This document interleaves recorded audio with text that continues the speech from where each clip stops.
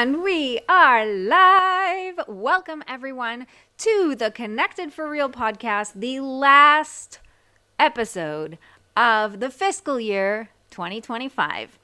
So you guys know I very much go by the Jewish calendar, and I love the different types of ways that I lean into the Jewish calendar, but for business and for money and for a lot of the official things, we have to follow the fiscal year. And now this is the last episode of the fiscal year. Now, you have an entire library of everybody who's on the podcasts telling you what they're doing, what they have been doing, what their highlights of their year, their favorite discoveries of 2025, and all the different cool things that people are talking about. And I felt like I wanted to go back and really look at the behind the scenes of 2025, give you a little bit of what happened this entire year. A lot has happened. Whew.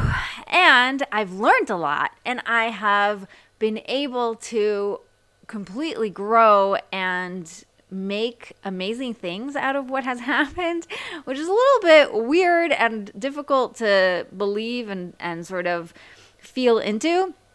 But it's something that's really important for me to reflect to you and sort of transfer over this feeling of hope and how resilient we are as humans, how we've been made to lean on God and then listen really carefully and follow and lead and let God lead and just like heal in an amazing way. So I am freezing today. I have my very hot cup of water here. If you know me, you know that I used to drink sugar with tea. I'm not kidding. I would put so much sugar in my tea. And it was because tea wasn't that yummy. But if you put sugar in it, it tastes good. And then I started trying to lower my sugar intake. And so my sister said, instead of putting so much sugar, what if you just drank the water without the tea? And then you wouldn't have to put the sugar. And she's right. I ended up doing that also for Coke. Instead of the sugar and the color, I just drank seltzer. It's genius. So I have officially become an old lady. I drink hot water just straight like that. And for most of the time, I'm just holding it and heating up my hands and enjoying the hot that's coming out of it. It gives me a great feeling. And then when it's just like the right temperature, I drink it. And I feel really good about it. So that's very exciting. That's what I'm holding right now. And we're going to look at the year sort of like quickly. I'm going to give you the different months and then what happens in them. And then I'll give you a bunch of lessons and what I realized about myself. And also what things helped me and what I was able to lean on because I was so self-aware. Because I'm in this place where I'm holding myself to a very high standard to try and live what I teach. So we're going to start with January. I'll tell you, by the way, before I start, I was looking through my photo app in order to figure out what happened, right? Because I figure if you just scroll through the photo app starting January, you'll see a lot of really cool things that you don't necessarily realize happened that month. But because you took a picture of it, it obviously mattered to you. And what I realized right off the bat is that most of the January pictures are of me ascending the Temple Mount, going up to Har HaBayit, at least twice, maybe 3 times. I went with my daughter, I went by myself, I went with the family. There's such beautiful pictures, and it just filled the entire January. There's there's the set of pictures from the one time I went, and then there's the, next time I went, and in between there's like regular, going to the park or, making salad or something, I don't know what, like regular pictures. Also, my kids take my phone and take selfies of themselves. So there's a bunch of those things. But I really enjoyed seeing that was like the first thing that came up. Mainly because in my head, I don't go often enough. But then when I look at my pictures, I realized, no, really, I do. I do, and as a family we do, and I also find it really beautiful because some of my kids like to use that as their mommy and me time. So I have one daughter who really likes going up to the Temple Mount with me, and then going out to eat, and then going to visit the grandparents, like, just sort of making it a day about her, and that's really fun. So I realized right off the bat that the perception I have about myself is very different than the reality. And looking at the pictures forces me to see that actually reality is reality. And my brain is telling me a completely different story. So that's going to come back at the end of this episode, but it's going to be a very interesting. So January, nothing really special happened. A lot of just regular things, life, events. February also pretty usual. I'm just looking through my photos, seeing a lot of family time, a lot of going to the park with the kids, a lot of doing art projects with them. And again, perception of I'm not a good enough mom. I'm not spending enough time with my kids. I'm not giving them enough attention. It's all nonsense, really. Like, yes, I could be 24/7 with my kids. But if you look at the pictures, every month there's a bunch of outings. Every month there's, regular things we're doing. I'm taking selfies with my kids all the time. So, and they seem very happy in those selfies. So it must be that I am a decent mother and I am doing just fine. By the way, there's no judgment on mother. There just is. I am mother. Okay? There's no I'm a good mother. There's no I'm a bad mother. I just am mother. And it's really easy to say, but also to feel is a little bit more difficult. So if you look at your pictures, or if you look at the different pieces of proof or evidence that you're actually exactly where you need to be and you're doing a great job. So yay for that. And then in April, I went to breath work. And I have pictures of the people I met at breathwork and the people I went to after breathwork, because I made like a lunch date with a friend. And before that lunch date, I also went out for a walk with one of the people that I met at the breathwork. It was so life-altering, the experience that I had. I went to Chana Mason, and she does an amazing breathwork session, and I highly recommend it. I went twice in April, and I thought, isn't it strange that this popped up in my pictures? Because it was the thing that prepared me for what was coming next. So I'm really, really grateful that God is orchestrating everything in my life, and that He knows what He's doing, and that He's preparing me and giving me the strength for the things that are coming next. So that was really, really powerful. I also realized throughout the pictures that I not only go up to the Temple Mount more often than I think. My goal is once a month. It turns out it's a little bit more than that. And that's awesome. And I'm giving myself like, yay. My goal is not once a day, because I don't live close enough. And I know people who do, and that's amazing that they can do that. I also realized that I network a lot, and I go to conferences and workshops, and it doesn't matter if they're business workshops or if they're personal workshops, I tend to sign up to things. And that was a really cool realization. A lot of the pictures were from things like that. And it was really cool. It was really wonderful to see. And I think that also gave me a lot of strength and gave me the thing to lean on after. So what I'm talking about after, in May, my sister-in-law was murdered on her way to having a baby. It was so sad. It was so difficult. It threw me for a loop. It threw everybody for a loop. It was so unexpected. It was crazy. You're expecting a phone call to say like, hey, we had the baby and it's a boy, woohoo. And like, we knew it was a boy because she told us.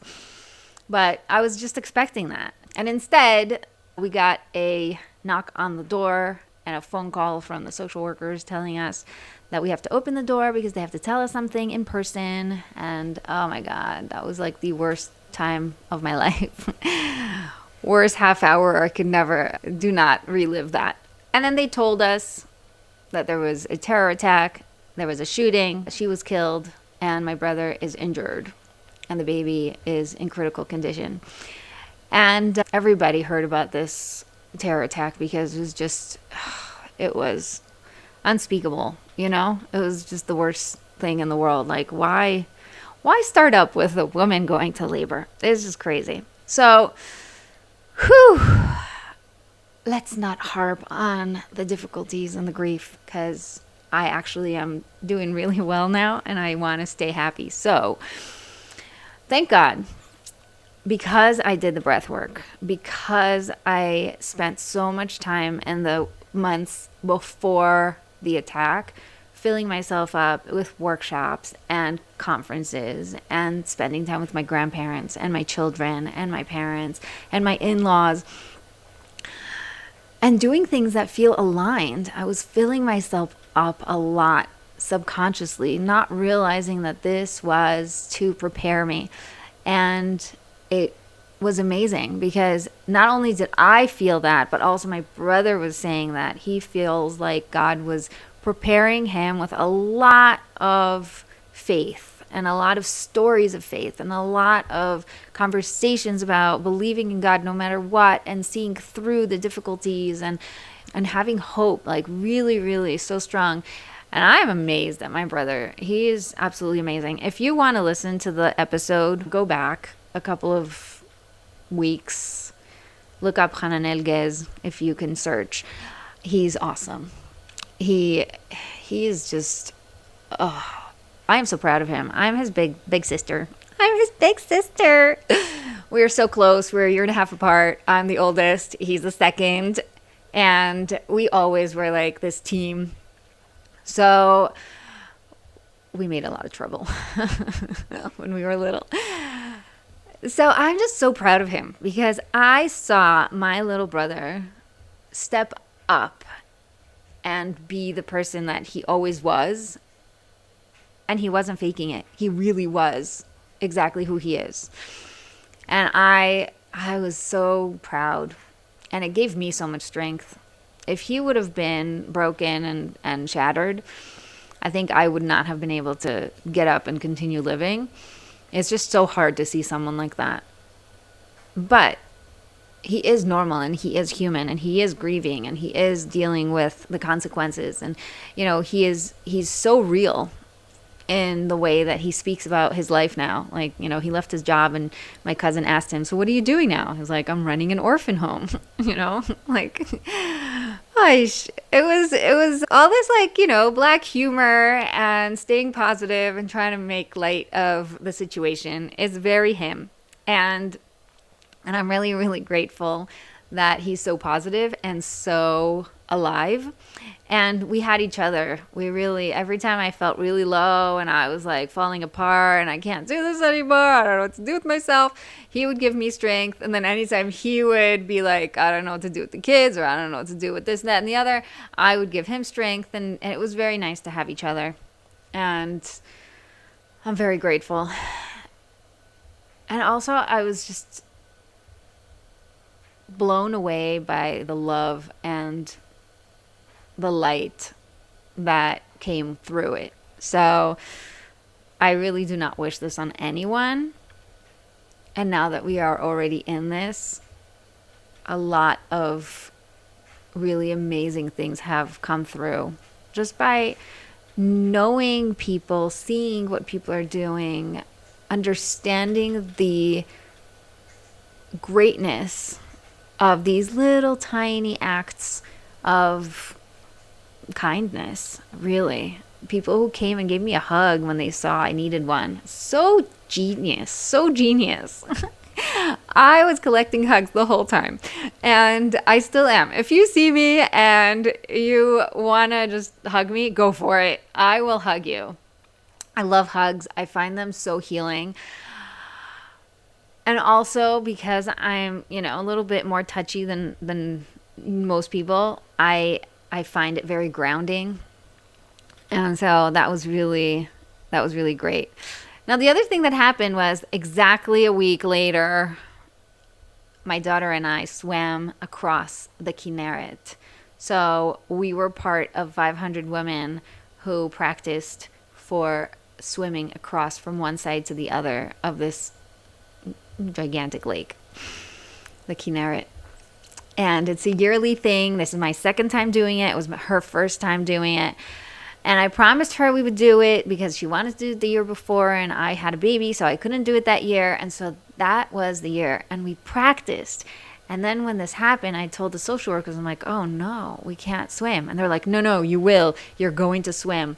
So we swam and we did it. And even through the swimming, it was so healing to see. I was having a hard time breathing while I was swimming, and ladies came up to me in the middle of the water and were like, you can do it. You're great. Just keep going. We'll stay right near. We'll check in on you. And they didn't know me. They had no idea who I was. I was completely anonymous in the swim. And afterwards, I wrote in the group, whoever you are with the orange cap, I love you. I appreciate you. I'm so grateful that you were there for me. It was so sweet of them, so sweet to notice people around you, to see somebody who's having a hard time, to lend just your presence. They didn't do anything. They just made me feel like I wasn't alone. And that was really great. Eventually, I found my daughter again, and then we decided to stick together, and we swam across at the end. The last half was really, really nice to swim together. And we made it to the other side. That was it was a difficult thing to do right after right after that. And I'm really grateful. I'm really, really grateful that I was able to do it and that I didn't quit. And I think that was, the theme of my life is don't quit, just keep moving. Even if you're moving slowly, keep moving. And if you want to sink a little, sink, but make sure that you have ways that pull you back out. So thank God I have kids. And so kids do not let you stay down. There's just no way. It's not practical. So I have to thank my kids for being so active and demanding. And it's just really nice to have people who care about you and love you. We started horse therapy for some of the kids, and that's been really great. I started therapy. Some of my kids got therapy. Thank God. So I highly recommend getting whatever outside help you need to deal with whatever big outside things happen to you. And I don't think that there's any shame in improving your life and making sure that you don't let it drag you down. Right after that, there was a war. So basically, Seila was murdered on one Thursday, and then the next Thursday was the end of her 7 days of mourning. The Thursday after that, the baby passed away. And he was really critical, and he didn't survive. And so we had Thursday. We basically got together every week for something. And it's the next Thursday, I told my brother, I'm like, that's it. No more get-togethers. Only good news from now on.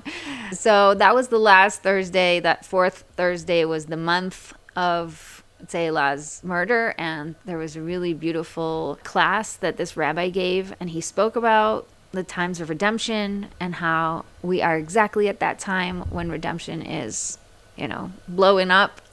And the next day the war started. It was pretty crazy. I was there live when he said it, and then afterwards it went viral that he said it. It was really interesting. But the war was, man, it was hard because my kids were already triggered, because my kids were already on edge, because everybody was still grieving. And so we had one thing on top of the other. It was just a pile of layers, and it wasn't easy. And then when the war was finished, then we had summer, basically. war basically ended everybody's year in a very non-exciting way. People who were graduating ended up missing their graduation parties. It was just really weird, really, really weird. And then we had to make a bat mitzvah for my daughter. Now, at this point, I was sort of non-functional and did not want to do anything towards anything that was a party. I just wasn't in the mood. I couldn't get my act together. I didn't feel like I was capable of making a party, and my daughter was really expecting it to happen. And so I went along with it, and I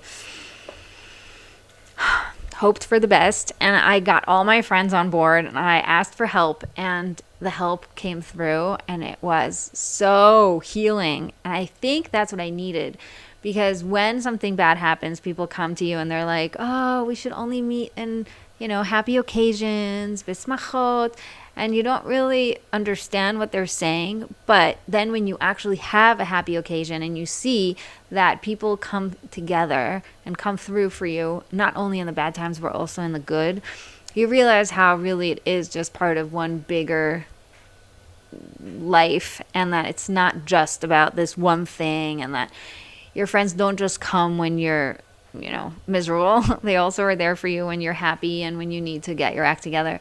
So thank you to all my friends who each did something amazing for me. One of my friends made a gigantic cake, and it was just like fabulous. The other friend came over and made the whole activity, and another friend came early and set up the whole place. It was so helpful. Every single person who was there, thank you. And you know what? I forgot that there was a bat mitzvah until I looked through the pictures, and then I realized, like, oh yeah, that was a big deal. So that was crazy. Also, that whole month we were driving to friends because I didn't want to be by myself. I realized that one of the things that was bad for me was to be alone. And alone with the kids. They're demanding things, and I cannot do it. I just don't feel like I'm able to start the engine on myself. So I did know I can get in the car and go somewhere. So I did. I called up. I basically put it out on my WhatsApp status and invited myself out to whoever would invite me. And I drove everywhere. Anywhere my friends lived. We went all around. We had a great time. My friends fed me lunch and my kids. We did things together. We made art. We played. We talked. The kids read books. They played with Legos and cars and whatever their kids were playing with. It was so nice. So nice. It was so nice to just be with other people and know that I'm not alone, and then come home, and my husband came home, and then it was easier to not be alone. Heads up, the water is perfect temperature. So I'm drinking it now. It's great. Then in August, we took a month off. It was this executive decision I made that I just was not willing to continue trying to stay above water. I'm not trying to do this whole balancing thing. I am going to take off the entire month of August. My kids are all on vacation. My family needs me. I am going to be fully, fully, fully present with my kids, and then we're going to get back into life. It was the best decision I've ever made in my life. My assistant, who also took the whole month off, was so happy too. It was so fun to be able to use that authority to my own advantage. It was great. Here's the other cool thing that happened. During that month, I started getting discovery calls onto my schedule, onto my calendar, without me doing anything. I did not work the entire August, and I got 2 new clients. It blew my mind. It might have been 3 new clients. It blew my mind because that was my goal for the year before. Around March, I was going to do a very big launch, and I'd say Laz Murder stopped that. I wasn't going to start selling when I wasn't functional, and I wasn't going to start doing all the things. It was crazy. So I also didn't end up selling as much this year. But the fact that I set up the systems for people to be able to find me and then schedule a discovery call with me, all automated, so that I didn't have to do anything until I met them totally paid off. And I'm so, so proud of myself that I made that a goal and I stuck to it and it worked. So I'm very, very grateful. Grateful to God and grateful that He led me to the right coaches and the right people. I was part of GPM, which is Get Paid Marketing. It was an amazing program that I absolutely love. And I think especially Claire, is an amazing coach. And she is so human and so empathetic and so wonderful. Like, she really helped me get through this non-launch, like all of the mindset around like, oh my gosh, what am I going to do? I can't sell, but I also can't not sell. And what am I going to do with my life? And how am I going to deal? And and she was like, stop, get therapy, stop doing anything. Just trust that whatever you did until now is going to pay dividends. And it did. And I'm just so grateful. So thank you, Claire. Then in September, we came back to real life and I felt so much better.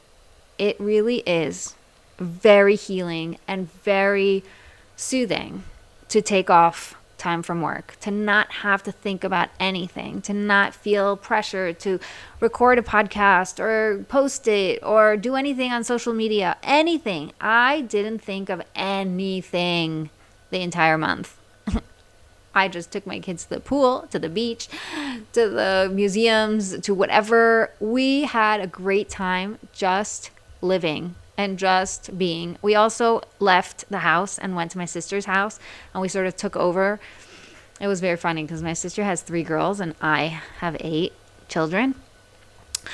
And so we basically took over her entire house and with mattresses all over the floor. And it was the best thing we could have ever done. And I'm so grateful to my sister that she let us do that. And also that she has such a beautiful house that is filled with so much love and so much happiness. There was art supplies and games and toys and fun things to do all the time. And the kids were just so calm because it wasn't their own house and it wasn't their own toys.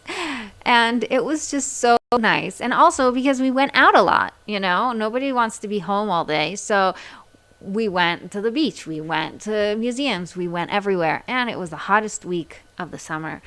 So also it was like really very crazy, but it made for good stories and it was very healing. So in September, I got back to life and I am very, very grateful that I had that time before the holidays to sort of like reground and start over. I got my assistant back on board and we started working and it was really great. And then the holidays came and we were really calm. I am looking back, I'm just so proud of myself, of how I handled myself and my business and my mindset around scarcity and what's going to be if I don't get clients and, whatever. All of that, I just let go of and allowed God to run the show and take over. And it was really beautiful because once you create that space, it fills up with all these wonderful things you didn't expect. So that was really great too. And that's it. Then November, my assistant had a baby. And I've been posting the podcasts myself. And I have to tell you, it's really, really hard because I'm not used to it. And I don't have time for it. That's why I have an assistant. So for it to be back on my plate has been a little bit more difficult than I'd like. It's not hard work, but it's smart work. Like you have to listen to the podcast and edit it and know how to post it correctly and not mess it up. And, I don't know. My brain isn't calibrated for such things. So I am very, very looking forward to her coming back. And I wish her congratulations on the baby she had. And I am very happy that the baby is so yummy and cute because it's worth it. And I'm looking forward to being back on like, oh, I have so much capacity now to do other things. So I'm looking forward to that. That moment is going to come very soon. Great. What else are we talking about? December. We're at the end of the year. And that means that as promised, I sent out an email a long time ago, but I'm going to remind you all about this now. I have a payment plan that is $50 a week for 50 weeks. So as you know, my coaching program is private, is 3 months long. You get the entire whole of me. You get my WhatsApp support. I am there with you every single second of whenever something comes up. Obviously, I'm not like live with you, but you send me a message, you send me a text, you send me a voice note, and I will respond pretty quickly. Please God, that I see it and that I am able to be available then. But my clients love that because, the actual sessions really, really go deep and it's amazing. And then afterwards, you start to see the effects of it in your real life. And you need that support to be able to say like, oh my gosh, this thing just changed. Like my husband just reacted differently than I'm used to. What do I do now?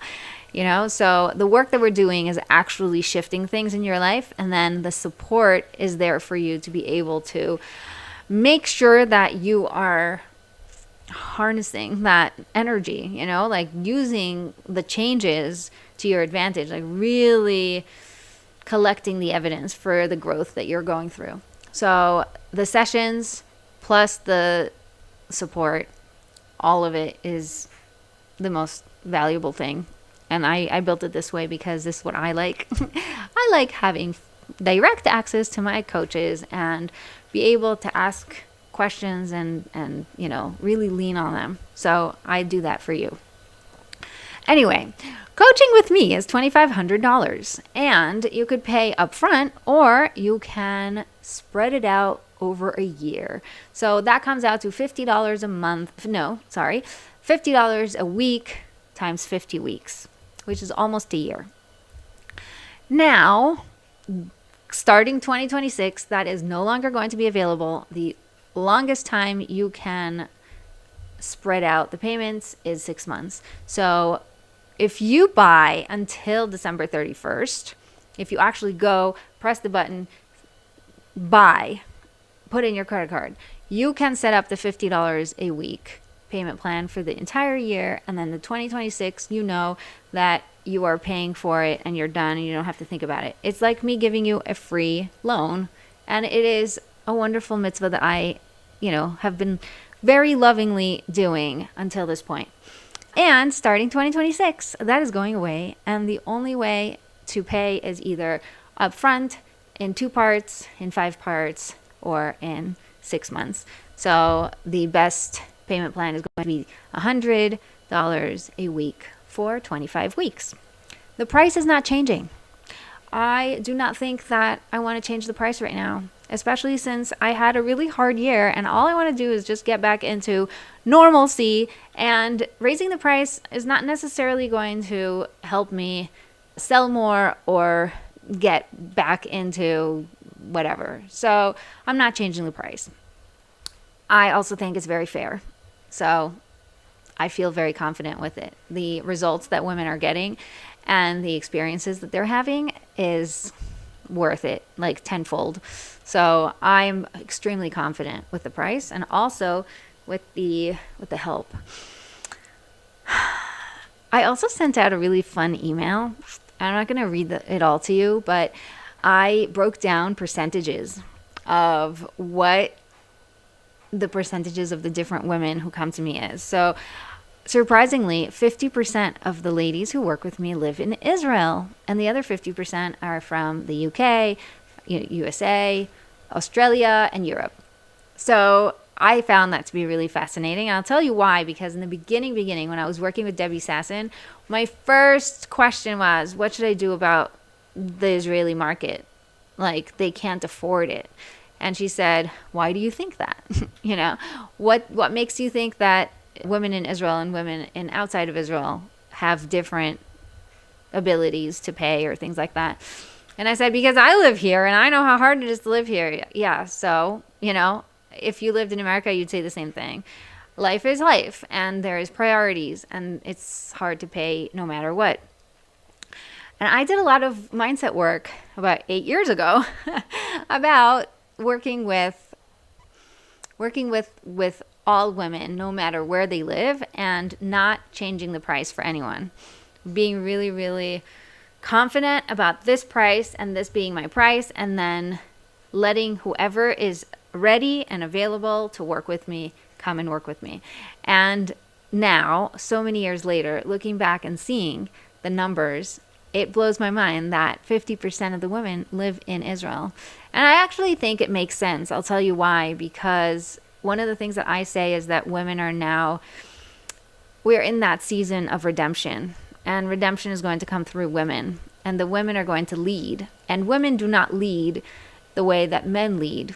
Women lead in flocks, in groups. They support each other. They empower each other. And they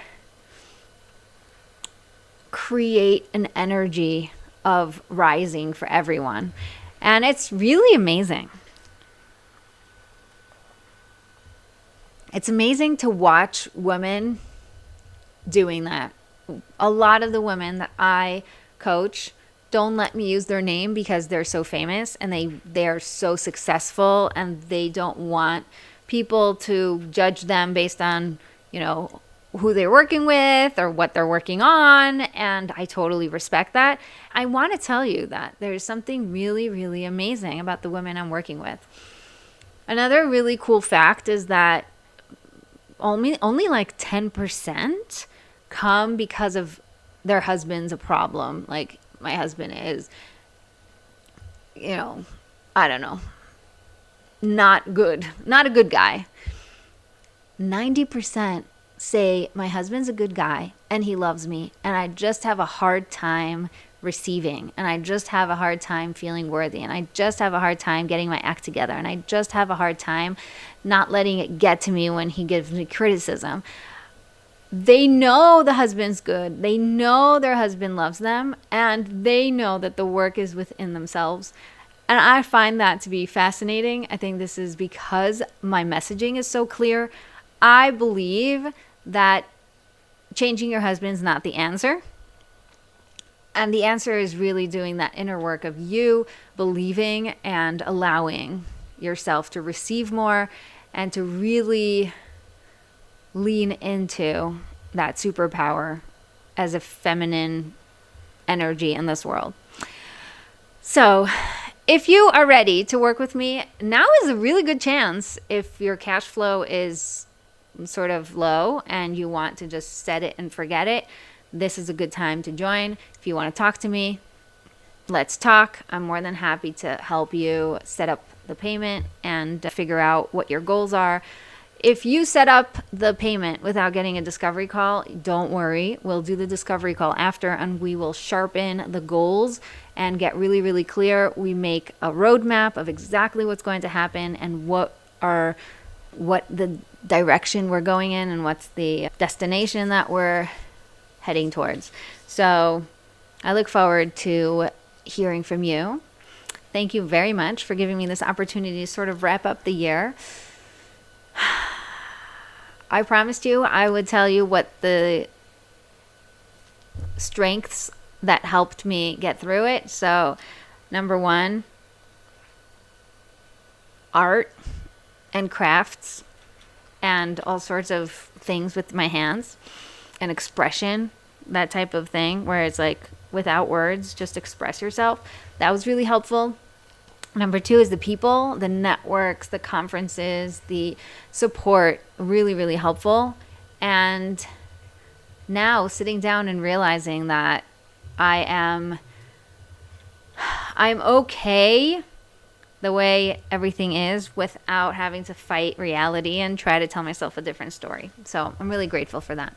Thank you so much. Don't forget to be connected for real. And I will see you next week with great, amazing episodes that are absolutely magnificent. Love you.